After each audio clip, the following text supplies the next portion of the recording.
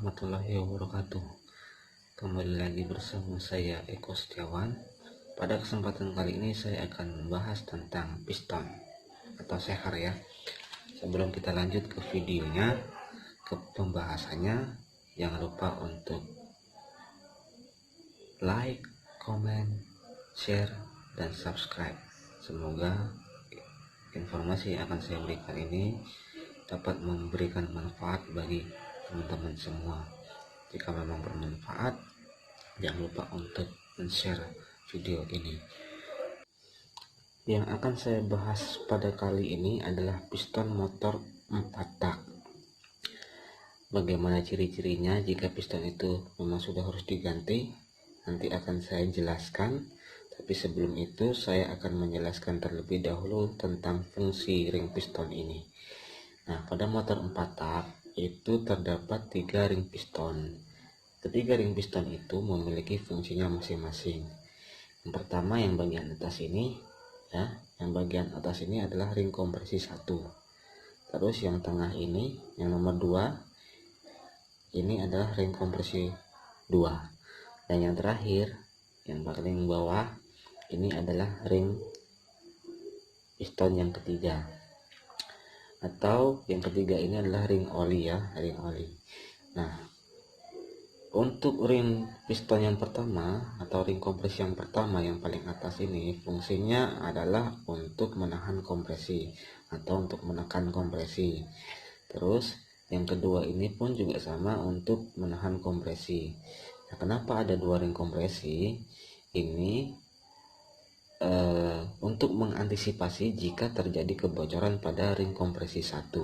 Jika terjadi kebocoran pada ring kompresi 1, maka masih ada ring kompresi 2 untuk menahan kompresi. Jika ring kompresi 1 itu bocor, kemudian ring kompresi 2 itu bocor, maka itu yang jelas akan terjadi kebocoran kompresi.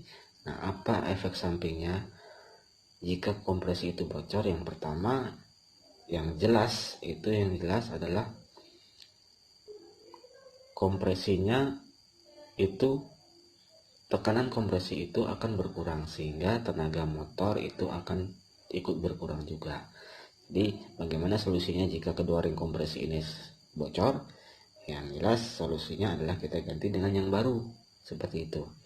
Yang berikutnya adalah ring oli yang ketiga. Ring oli ini fungsinya adalah untuk membersihkan dinding silinder supaya oli pada dinding silinder itu tidak masuk ke atas ring kompresi 2, tidak masuk ke atas ring kompresi 1.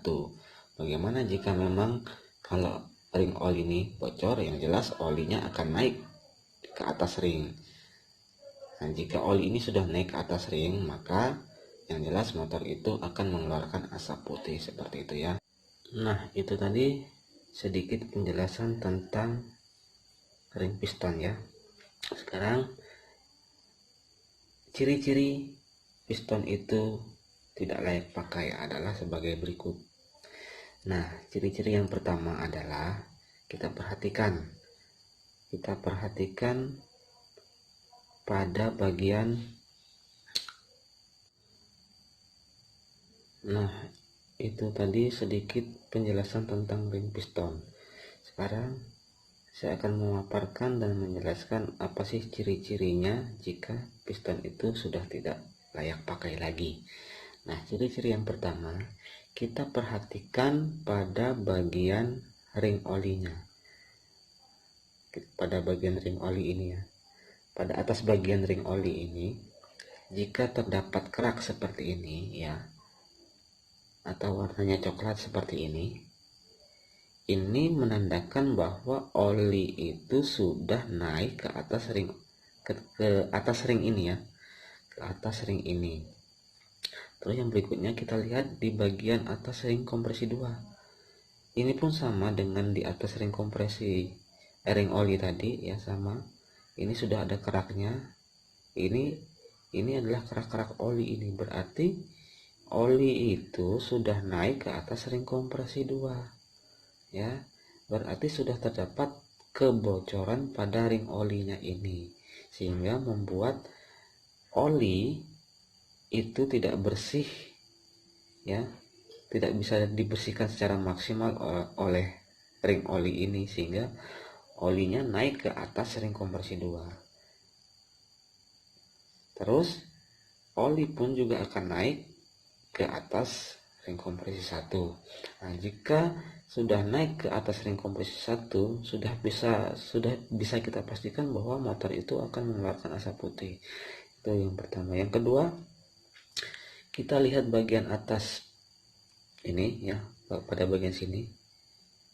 Jika memang piston itu sudah tidak layak pakai, maka di sini akan terjadi atau terdapat goresan-goresan ya, atau baret seperti itu ya. Kemudian kita perhatikan pada bagian badannya ini, badan pistonnya ini, jika memang sudah baret juga memang harus kita ganti, artinya memang piston itu sudah tidak layak pakai lagi.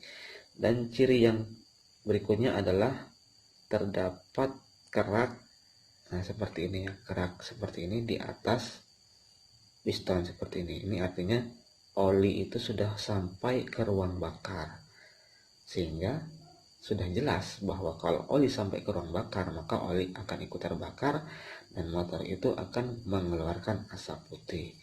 Nah, itu ciri-ciri yang bisa saya jelaskan.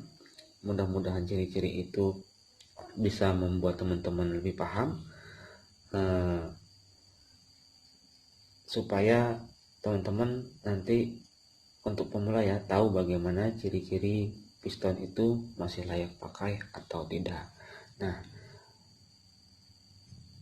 mungkin cukup itu dulu sih yang bisa saya sampaikan. Untuk informasi selanjutnya nanti akan saya bikinkan video tutorial selanjutnya. Mudah-mudahan ini bermanfaat bagi teman-teman semua. Jika memang ini bermanfaat, tolong disebarluaskan video ini, karena kita saling berbagi ilmu itu baik ya. Daripada kita punya ilmu kita pakai sendiri, tidak kita bagikan, malah nanti tidak akan jadi amal kita. Oke, terima kasih. Cukup sekian video dari saya. Wabillahi taufiq wal hidayah. Wassalamualaikum warahmatullahi wabarakatuh.